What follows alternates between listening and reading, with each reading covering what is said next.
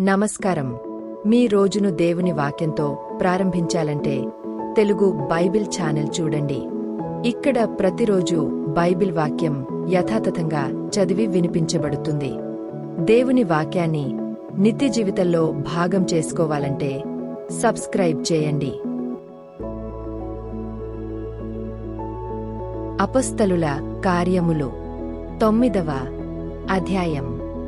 సౌలు ఇంకను ప్రభు యొక్క శిష్యులను బెదిరించుటేను హత్యచేయుటేను తనకు ప్రాణాధారమైనట్టు ప్రధాన యాజకుని యొద్దకు వెళ్లి, ఈ మార్గమందున్న పురుషులనైనను స్త్రీలనైనను కనుగొనిన యెడల వారిని బంధించి యెరూషలేమునకు తీసుకొని వచ్చుటకు దమస్కులోని సమాజముల వారికి పత్రికలిమ్మని అడిగెను. అతడు ప్రయాణము చేయుచు దమస్కు దగ్గరకు వచ్చినప్పుడు అకస్మాత్తుగా ఆకాశము నుండి యొక వెలుగు అతని చుట్టూ ప్రకాశించెను. అప్పుడతడు నేలమీద పడి, సౌలా, సౌలా, నీవెల నన్ను హింసించుచున్నావని తనతో ఒక స్వరము పలుకుట వినెను. ప్రభువా, నీవెవడవని అతడడుగగా ఆయన, నేను నీవు హింసించుచున్న యేసును. లేచి పట్టణంలోనికి వెళ్ళుము, అక్కడ నీవు ఏమి చేయవలెనో అది నీకు తెలుపబడునని చెప్పెను. అతనితో ప్రయాణము చేసిన మనుష్యులు ఆ స్వరము వినిరిగాని ఎవనిని చూడకమోనులై నిలువబడిరి. సౌలు నేలమీద నుండి లేచి కన్నులు తెరచినను ఏమీయూ చూడలేకపోయెను గనుక వారతని చెయ్యి పట్టుకుని దమస్కులోనికి నడిపించిరి. అతడు 3 దినములు చూపులేక అన్నపానము లేమియు పుచ్చుకొనకుండెను. దమస్కులో అననీయ అను ఒక శిష్యుడుండెను. ప్రభువు దర్శనమందు అననీయ అని అతనిని పిలువగా, అతడు, ప్రభువా, ఇదిగో నేనున్నాననెను. అందుకు ప్రభువు, నీవు లేచి తిన్ననిదనబడిన వీధికి వెళ్లి యూదా అనువాని ఇంట తార్సువాడైన సౌలు అనువాని కొరకు విచారించుము. ఇదిగో అతడు ప్రార్థన చేయుచున్నాడు. అతడు అననీయ అను నొక మనుష్యుడు లోపలికి వచ్చి తాను దృష్టి పొందునట్లు తలమీద చేతులుంచుట చూచియున్నాడని చెప్పెను. అందుకు అననీయ, ప్రభువా, ఈ మనుష్యుడు యెరూషలేములో నీ పరిశుద్ధులకు ఎంతో కీడు చేసియున్నాడని అతని గూర్చి అనేకుల వలన వింటిని. ఇక్కడను నీ నామమును బట్టి ప్రార్థన చేయు వారినందరినీ బంధించుటకు అతడు ప్రధాన యాజకుల వలన అధికారము పొందియున్నాడని ఉత్తరమిచ్చెను. అందుకు ప్రభువు, నీవు వెళ్ళుము, అన్యజనుల ఎదుటను రాజుల ఎదుటను ఇశ్రాయేలీయుల ఎదుటను నా నామము భరించుటకు ఇతడు నేను ఏర్పరచుకొనిన సాధనమై యున్నాడు. ఇతడు నా నామము కొరకు ఎన్ని శ్రమలను అనుభవింపవలెనో నేను ఇతనికి చూపుదునని అతనితో చెప్పెను. అననీయ వెళ్లి ఆ ఇంట ప్రవేశించి అతనిమీద చేతులుంచి, సౌలా, సహోదరుడా, నీవు వచ్చిన మార్గంలో నీకు కనబడిన ప్రభువైన యేసు నీవు దృష్టి పొంది పరిశుద్ధాత్మతో నింపబడునట్లు నన్ను పంపియున్నాడని చెప్పెను. అప్పుడే అతని కన్నుల నుండి పొరల వంటివి రాలగా దృష్టి కలిగి లేచి బాప్తిస్మము పొందెను. తరువాత ఆహారము పుచ్చుకొని బలపడెను. పిమ్మట అతడు దమస్కులోనున్న శిష్యులతో కూడా కొన్ని దినములుండెను.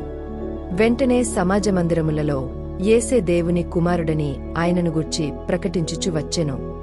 వినినవారందరూ విభ్రాంతి నొంది, యెరూషలేములో ఈ నామమును బట్టి ప్రార్థన చేయవారిని నాశనము చేసినవాడితడే కాడా? వారిని బంధించి ప్రధాన యాజకుల యొద్దకు కొనిపోవుటకు ఇక్కడికి కూడా వచ్చియున్నాడని చెప్పుకొనిరి. అయితే సౌలు మరి ఎక్కువగా బలపడి ఈయనే క్రీస్తు అని రుజువుపరచుచు దమస్కులో కాపురమున్న యూదులను కలవరపరచెను. అనేక దినములు గతించిన పిమ్మట యూదులు అతనిని చంపనాలోచింపగా వారి ఆలోచన సౌలునకు తెలియవచ్చెను. వారు అతని చంపవలెనని రాత్రింబగళ్ళు ద్వారముల యొద్ద కాచుకొనుచుండిరి. గనుక అతని శిష్యులు రాత్రివేళ అతనిని తీసుకొనిపోయి గంపలో ఉంచి గోడగుండా అతనిని క్రిందికి దింపిరి. అతడు యెరూషలేములోనికి వచ్చి శిష్యులతో కలిసి కొనుటకు యత్నము చేసెనుగాని అతడు శిష్యుడని నమ్మక అందరునూ అతనికి భయపడిరి. అయితే బర్నబా అతనిని దగ్గరతీసి అపొస్తలుల యొద్దకు తోడుకొనివచ్చి అతడు త్రోవలో ప్రభువును చూచెననియో ప్రభువు అతనితో మాటలాడెననియో అతడు దమస్కులో యేసు నామమును బట్టి ధైర్యముగా బోధించెననియో వారికి వివరముగా తెలియపరచెను. అతడు యెరూషలేములో వారితో కూడా వచ్చుచు పోవుచు ప్రభువు నామమును బట్టి ధైర్యముగా బోధించుచు గ్రీకు భాషను మాట్లాడు యూదులతో మాటలాడుచు తర్కించుచునుండెను. వారు అతనిని చంప ప్రయత్నము చేసిరిగాని సహోదరులు దీనిని తెలిసికొని అతనిని కైసరేకు తోడుకొనివచ్చి తార్సునకు పంపిరి. కావున యూదయ గలిలయ సమరయ దేశములందంతటా సంఘము క్షేమాభివృద్ధినొందుచు సమాధానము కలిగియుండెను. మరియు ప్రభువునందు భయమును పరిశుద్ధాత్మ ఆదరణయు కలిగి నడుచుకొనుచు విస్తరించుచుండెను. ఆ తరువాత పేతురు సకల ప్రదేశములలో సంచారము చేయుచు లుద్దలో కాపురమున్న పరిశుద్ధుల యొద్దకు వచ్చెను. అక్కడ పక్షవాయువు కలిగి 8 ఏండ్ల నుండి మంచము పెట్టియుండిన ఐనేయ అను ఒక మనుష్యుని చూచి, పేతురు, ఐనేయ, యేసుక్రీస్తు నిన్ను స్వస్థపరచుచున్నాడు, నీవు లేచి నీ పరుపు నీవే పరుచుకొనుమని అతనితో చెప్పగా వెంటనే అతడు లేచెను.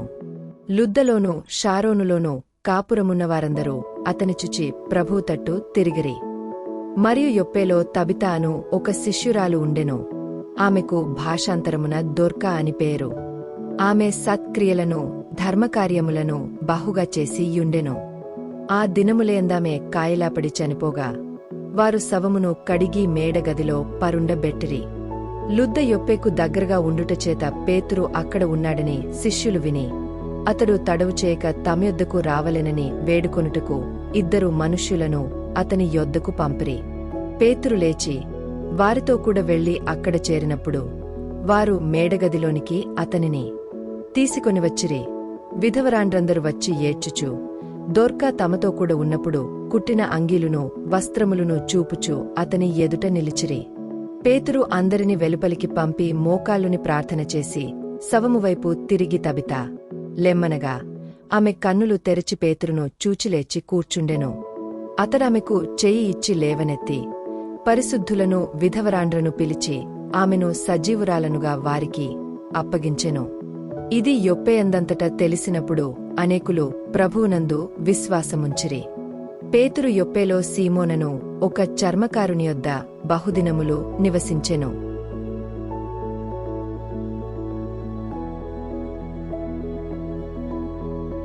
ఈ వాక్యం మీ హృదయాన్ని బలపరిస్తే లైక్ చేయండి, షేర్ చేయండి మరియు మా తెలుగు బైబిల్ ఛానల్ను సబ్స్క్రైబ్ చేయండి. యూట్యూబ్ మీరు తదుపరి వీడియోను ఇష్టపడతారని భావిస్తుంది. దయచేసి చూడండి మరియు మీ ప్రార్థన అభ్యర్థనను మాతో పంచుకోండి.